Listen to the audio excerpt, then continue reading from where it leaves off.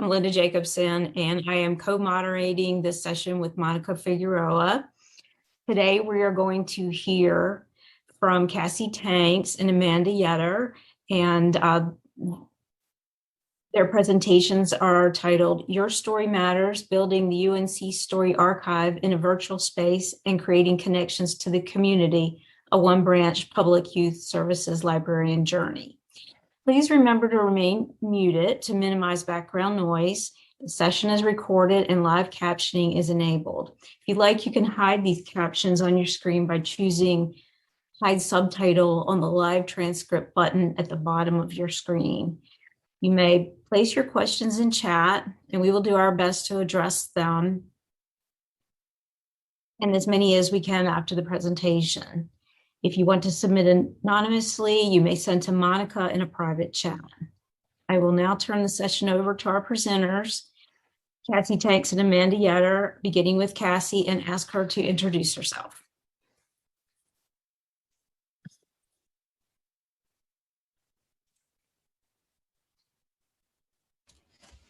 All right, can everyone hear me okay? I think so, yes? Yes. Yep. Okay, good. I just want to make sure. Yeah. It wouldn't be a presentation without some sort of tech issues. Hello, everybody. It is so nice to be here. My name is Cassie Tanks, and it is my pleasure to talk about my work here at LAUNC-CH 2021. Thank you so much for being here for my presentation, Your Story Matters, Building the UNC Story Archive in a Virtual Space. So here is a brief overview of what I'll be touching on during this really brief presentation. The points of discussion will be an introduction to the UNC Story Archive project, the reimagination of the project for a remote world, how we had to adapt and evaluate and readapt the processes for building such a collection entirely remotely, the elements of contributor collaboration that are an important piece of the Story Archive, the incredible interdepartmental collaboration that continues in the building and launching of this collection, the successes of the UNC Story Archive, and of course, the challenges that continue in the development of this collection. And finally, a word looking forward at goals for the UNC Story Archive. So let's begin by looking at the collection itself. The UNC Story Archive is a growing collection of recorded audio stories in Wilson Special Collection Library. The purpose of this collection is to uplift stories that have been traditionally underrepresented, misrepresented, or just outright silenced in the historical record. Really, this collection is about giving people space.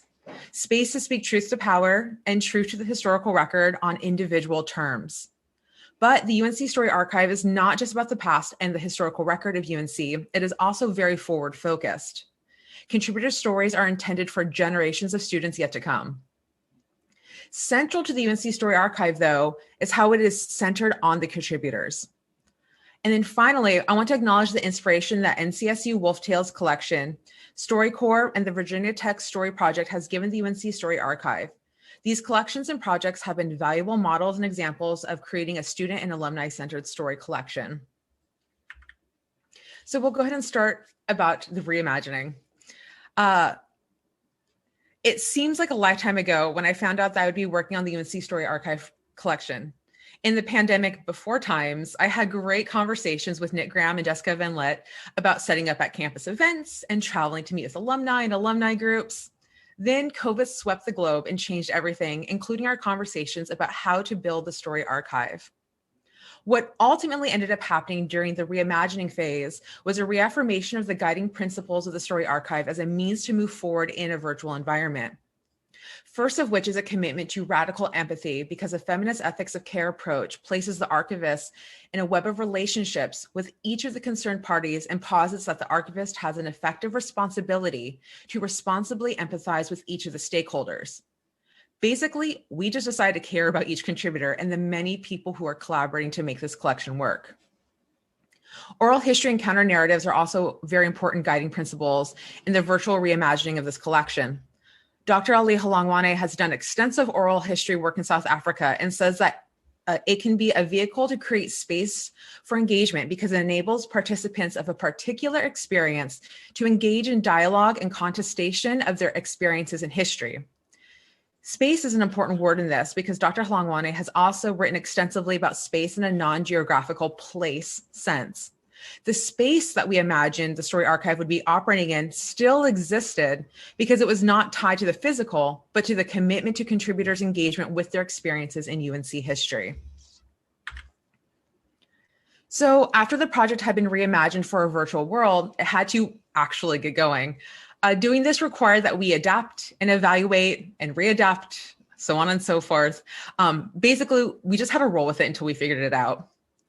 First on the adaptation list was figuring out how to host a remote recording studio that required very little from the contributors, yet yielded a high quality WAV audio file.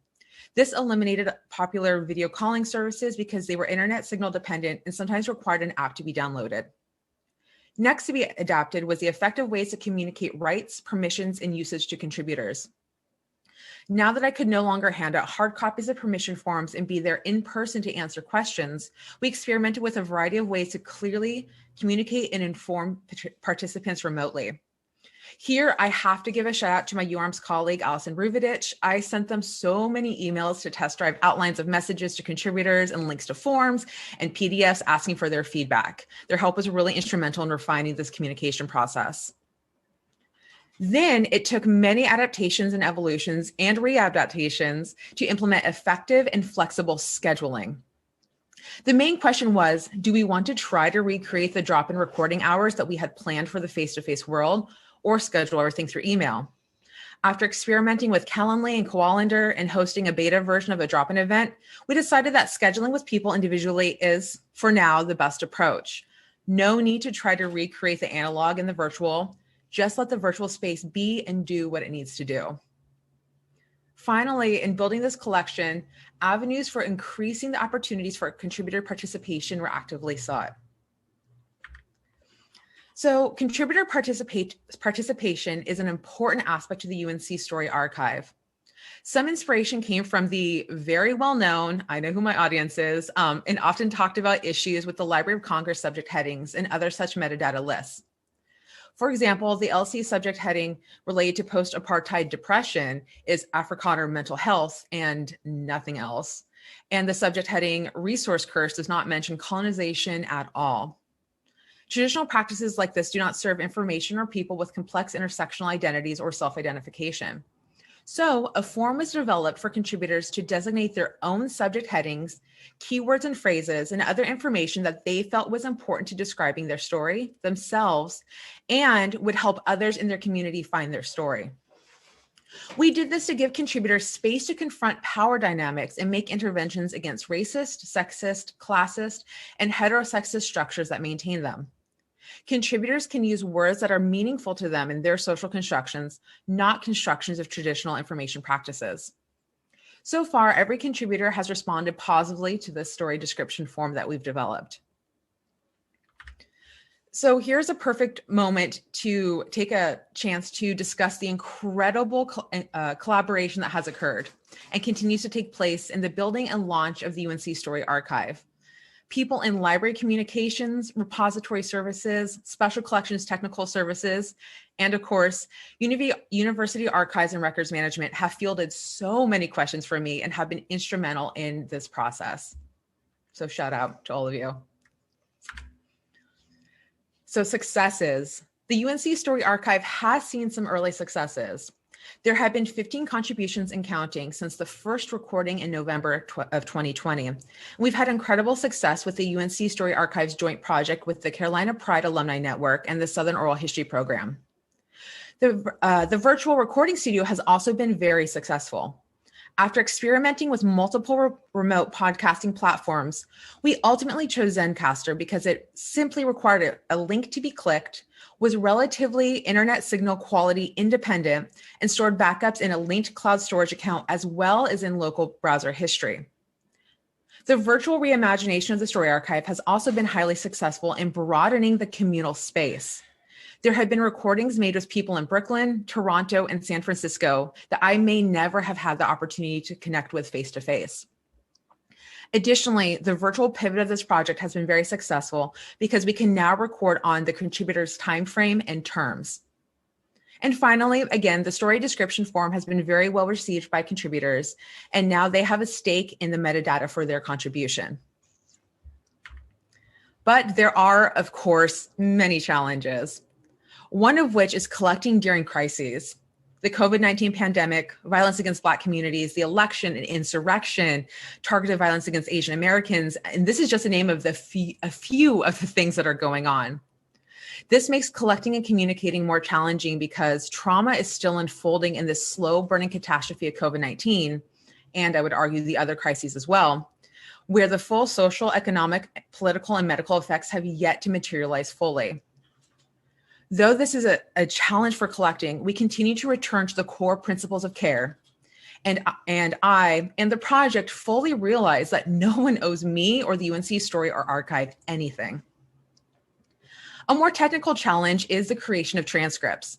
Contributors are happy that the transcripts will be edited to facilitate readability while still capturing the voice, rather than just being verbatim. But editing in this manner, thoughtfully and sensitively, is an art.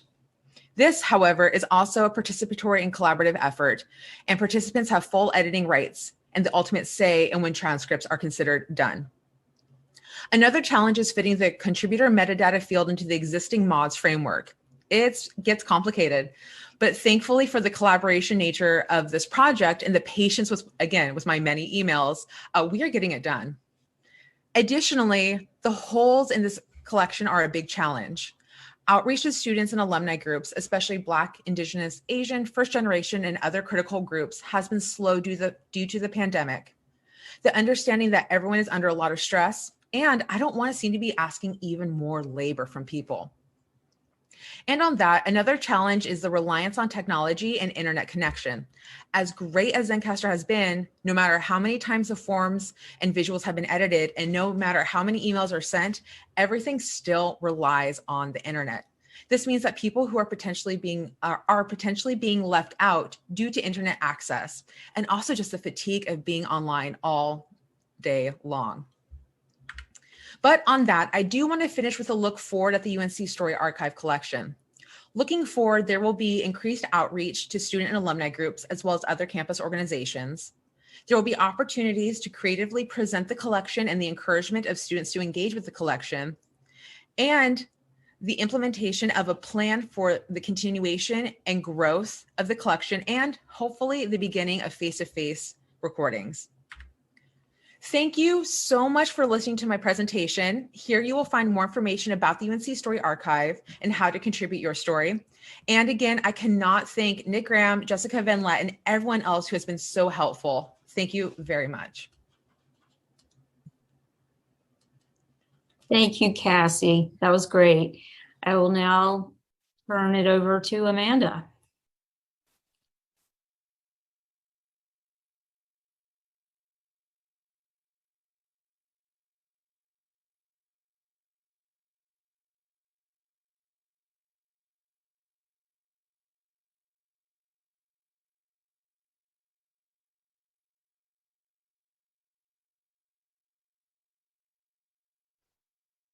Okay.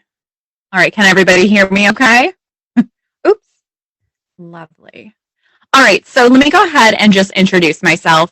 So my name is Amanda Yetter, and I am the Youth Services Librarian at Perry Memorial Library in Henderson, North Carolina.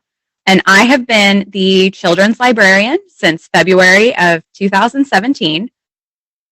During my course of being at Perry Memorial Library, I have added Monday through Thursday in-person programs for birth through 18. Obviously, that has changed due to the pandemic, but definitely looking forward to expanding on that.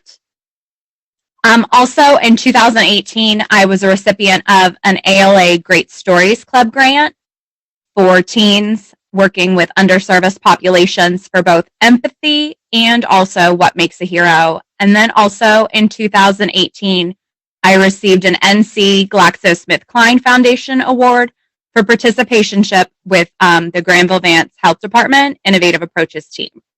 And just a little bit about the city of Henderson and Vance County, where I work at. It's located about 40 miles from Durham, 44 miles from Raleigh, and 20 miles from the Virginia border. And it's also a one-branch library system.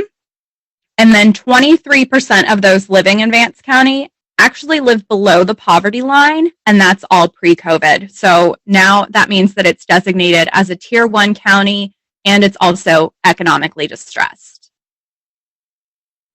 So the entire pre-pandemic focus of all library programs were that the library was a physical place and space. So we had community partners and visitors come to the library for programs and events. So we would have story times and other programs for knitting groups and things of that nature, as well as other speakers and author presentations. And then in the summer especially, we would have outside performers such as music groups, jugglers, magicians, things of that nature. So all that we were really doing was promoting services and programs that the library provides to the community if they are able to come to the library. So a little bit about the community partnerships that I've helped establish since I've been at Perry Memorial Library. The first is being Innovative Approaches, and that's through the Granville-Vance Health Department. So the picture shows me actually going to various daycares within the community and presenting Centers for Disease Control books based on milestones in which the children would be reaching. So they're interactive story times focusing on 2 different age groups. So it would be birth to 2 and then 3 and up. So the first book is Where is Bear? And it actually has different innovative questions and routines that parents and caregivers are able to assess the developmental milestones that their children or youth should be able to meet at that certain age. So that was a really great opportunity to kind of go into the daycares and showcase the free CDC materials within the community and also help alleviate some of the stresses of caregivers and parents speaking to individuals in the healthcare community about their children's developmental needs. So that was great. We also had resources available at the library. There are also floor tiles that can come that also are in English and Spanish that help parents see, you know, at 18 months, the child should be able to raise their head or do different things like that, like mimic or tell a story, things of that nature. Another partnership that we did with Innovative Approaches was also providing books and materials at dental clinics and then also barbershops to foster the relationship between fathers and their children. And another thing that we're looking forward to doing is partnering with Innovative Approaches, also dealing with adverse childhood experiences and how we can help alleviate some of those disparities within the community.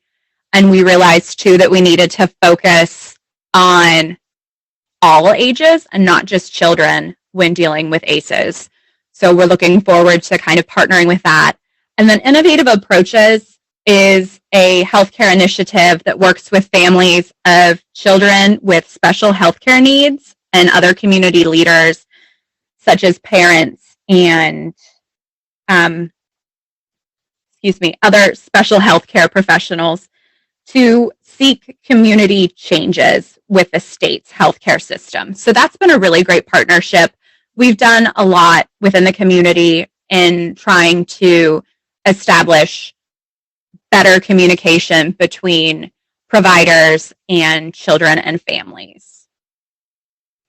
Another organization that I work with regularly is Gang Free Inc., and it is a local area nonprofit organization that focuses on innovative programs for at-risk youth who are socially and or economically disadvantaged, as well as ex-offenders who are having challenges transitioning back into the community. So with Gang Free, I partnered with them in 2018 for the ALA Great Stories Club grant for both empathy and what makes a hero. And what was great about that is that we were able to kind of have those conversation circles where it was mainly all girls were in the group. And then as the summer progressed, we added other individuals that we thought would be able to handle the book club atmosphere and the topics in which we were discussing. So it was really great to kind of get to know those older teens and tweens who were reading books, who sometimes just kind of come to the library, grab what they need, and leave. So it was really great at kind of fostering those relationships with the teens as well as with Gang Free itself. Another opportunity that I had with Gang Free is that Melissa Elliott, who is in charge of Gang Free Inc., she also worked with the Advance Academy, which is the local school for the children that aren't really doing so well. So it's kind of the alternative high school approach, and they only go for half day. So I was able to kind of partner with them and do a few book talks, give away books, things of that nature. So it was kind of a great way to bridge that gap between the teens that actually are always in the library and then those individuals who may not even know that we have a library in town, which is the problem with having a one-branch library system. Another thing I did was partner with Gang Free for their summer camps. So the kids would come into the library and we would do different activities and read books and have all sorts of fun. Also pictured there, we are now giving book donations to Gang Free so that they are able to provide books for children of families affected by COVID-19. I also partnered with the local schools. We are part of a consortium with the libraries in North Carolina through NC Cardinal. So we are able to provide student access cards for the Vance County student IDs with those that have them. We do have a few private schools that we are not able to do student access with yet. There's a lot of memorandums of agreement and things like that. So there's a lot of hoops to jump through. So instead, we have just focused on the Vance County schools. So with that and student access, they are able to use their student ID number to check out 10 physical materials from the library, as well as access the online catalog through NC Kids Digital, as well as the databases through NC Live. So a lot of the challenges with that were that for school issued devices, they actually disabled downloading of apps.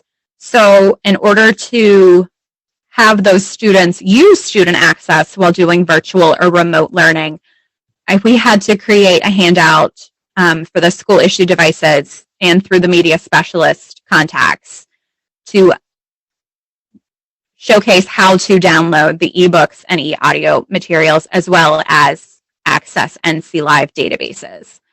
I have also been working with the school media specialists to get approval for Sora, which is similar to Overdrive for other ebooks and digital access through Overdrive. They had to contact central office as well as create a committee of sorts to get that information approved. So just kind of having that constant communication with the school media specialists about what we offer, what we can offer to the schools, and making sure that they are able to get what they need for the students. So another thing that we are focusing on as an entire library is really shifting the focus from the library as a place where people can come and visit and take classes in the physical space of the library and simply meeting the community where they are. So with our strategic plan, we're kind of deciding about what the barriers to access are within the community, such as internet access or transportation, as well as how to reach the non-library users. Being in a one-branch system, it's really a challenge because we have one library and it's located in downtown, and it doesn't necessarily meet the needs of the entire community. We have people when we are open that come in and they're amazed that there's even a library here. They had no idea. And the library has been here for quite some time. We're almost about to celebrate our 100-year anniversary. So the library has been a part of the community, but we need to kind of figure out a way to have the non-library users or the people moving in here to know what the library can offer. So a few things that we've done recently as a team is to focus on adult outreach.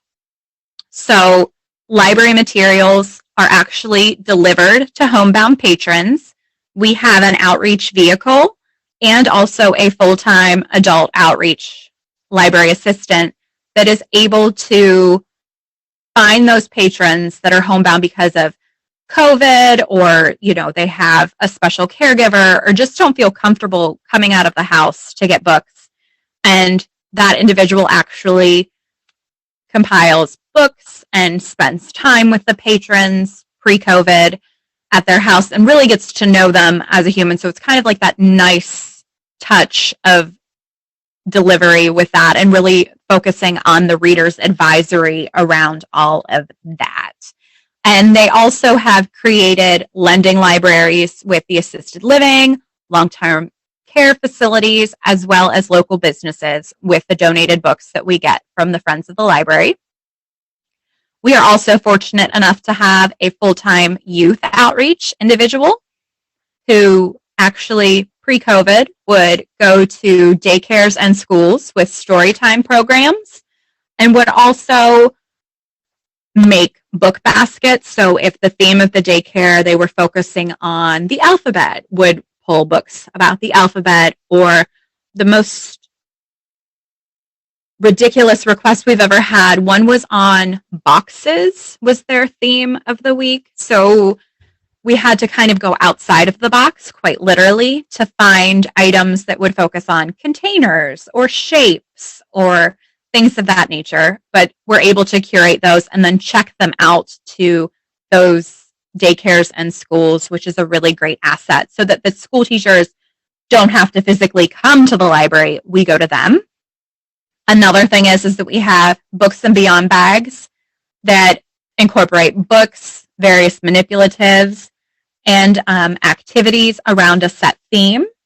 So we have Beach Day with different teachers, pay teachers, materials, and manipulatives about different things that the children can do together in the daycare, which is really nice.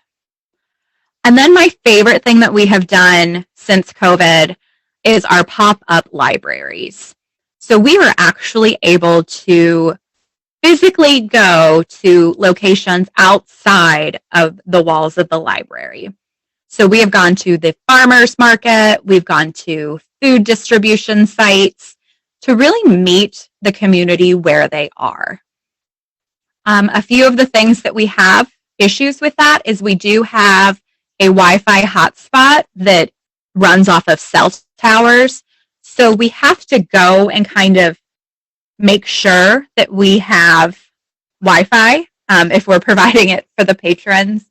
So we have to kind of stake out where's the best location for the tent that we set up. We also have Plinko to win prizes to kind of encourage individuals to come check out our really cool tent. We have new materials available for checkout. So we bring new release books and things of that nature. We bring donated books so that people can take home a book even if they don't have a library card or aren't able to create one. We're able to create library cards, also request items to be placed on hold, either by providing step-by-step assistance for patrons to use the online catalog to place holds for themselves, or we're able to do it right there. So we have a laptop and then a few iPads that we're able to kind of walk over to people. So that's been a really great way to get out into the community and outside of the library when the weather is nice. So I'm hoping that we are able to actually keep going other places outside of the library. It's a great way to meet the community right where they are. Another great aspect of the pop-up libraries is that we're able to show individuals how to download ebooks via Overdrive and Libby. So we're kind of able to give that one-on-one touch with being outside of the physical location and kind of meeting the community where they are. So it's been a great opportunity to do that and to meet other community members and individuals where exactly they are. So there are a few additional resource links to the Granville-Vance Health Department Innovative Approaches and the CDC Learn the Signs Act Early, as well as Gang Free Inc. So overall, the best way to reach the community is really pulling all of the resources that are available within the library team itself. So right now,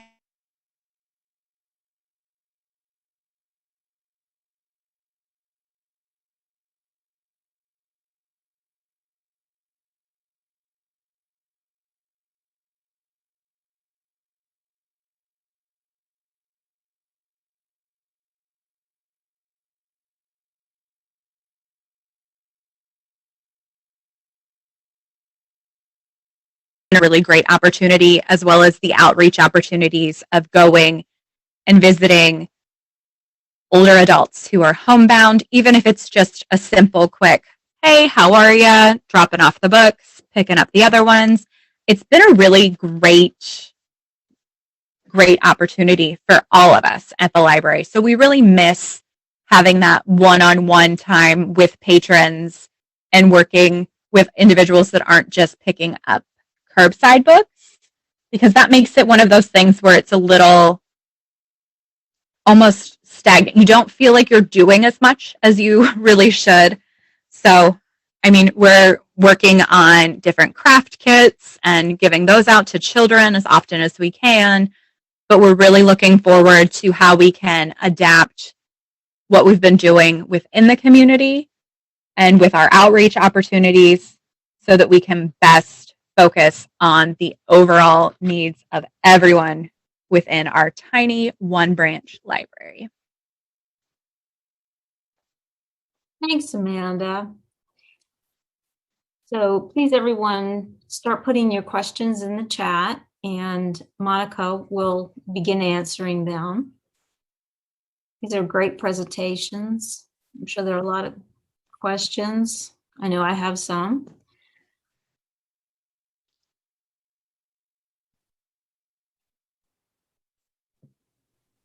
Also, just to clarify, I will not be answering your questions, but I will ask them of our presenters. So thank you so much, Cassie and Amanda.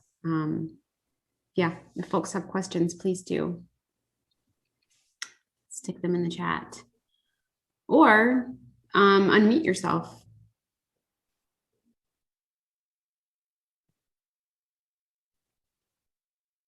I can start with a question for Amanda.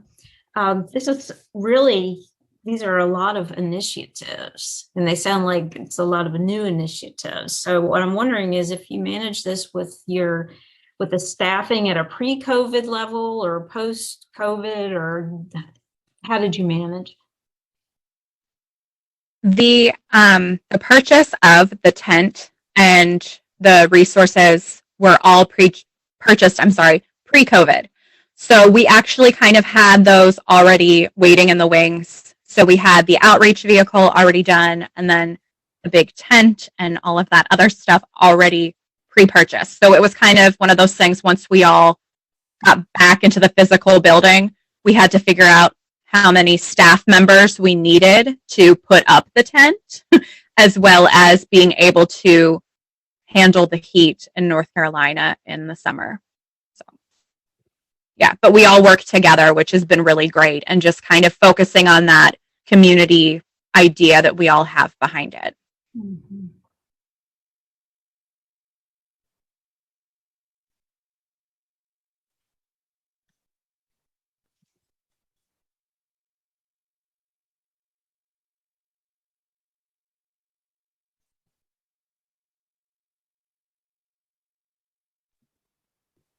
I have a question for Cassie. Thank you so much for your presentation. I'm wondering, when will other people like get to hear about UNC Story Archive? Like, when is it going to be live, and what will that look like? Fantastic. Thank you. When will it be live? I would say imminently. We are in the process right now of getting everything into the DCR, so it will be made available hopefully in the next coming weeks. So we've got files, we've got metadata. Now we just have to get all the pieces together. Awesome. I can't wait.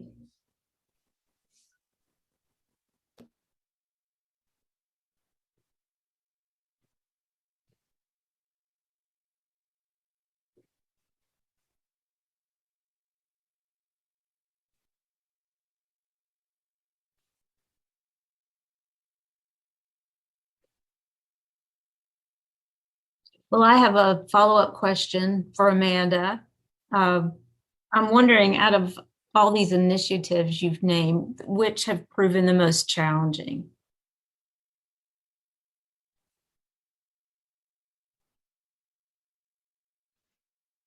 I'd say, considering I'm the youth services librarian, we were dealing with a lot of issues with the daycares kind of not returning phone calls after a while because I think that they were overwhelmed.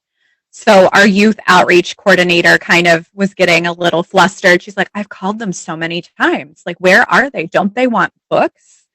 And I said, it's fine. Just kind of let it be. It's totally understandable with that the daycares are just incredibly overwhelmed because they are now not only focusing on the younger kids, sometimes they have the older siblings that are there. So now she's, also having to pull books, not just for preschool, but also older children that may be at the daycare centers. So I think that's been the most challenging, is just to kind of shift the focus away from, it's okay if they don't answer the phone. It's okay if they don't email right away. Just let it be. Contact them in another week. So I think that's probably been the biggest challenge.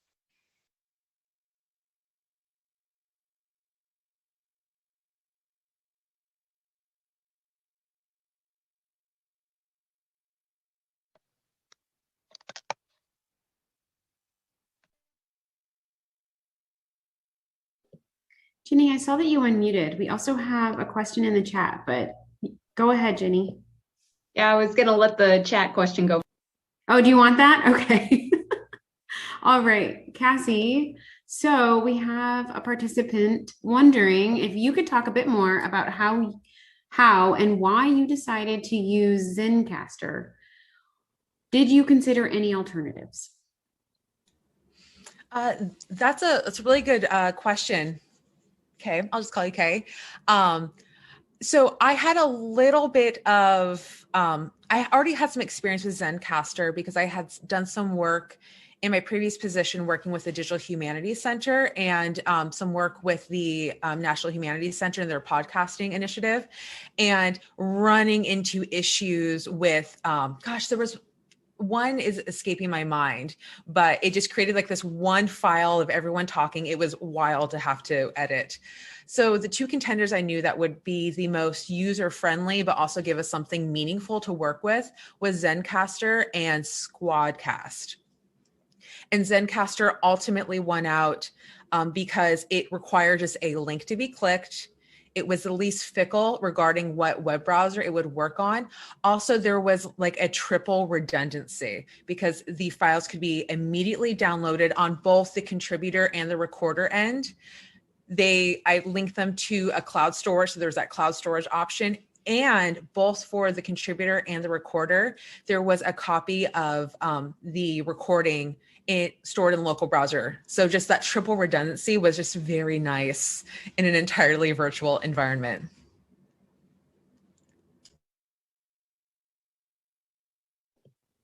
Nice. Jenny, we just have a couple of minutes left, so.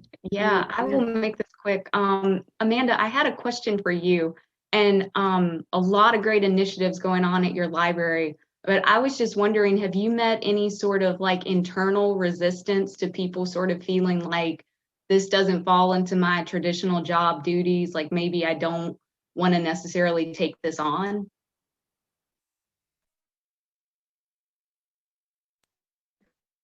Not really. We're very small with a staff. I think being that we have this gigantic library, the one picture I showed, it's a 2-story library.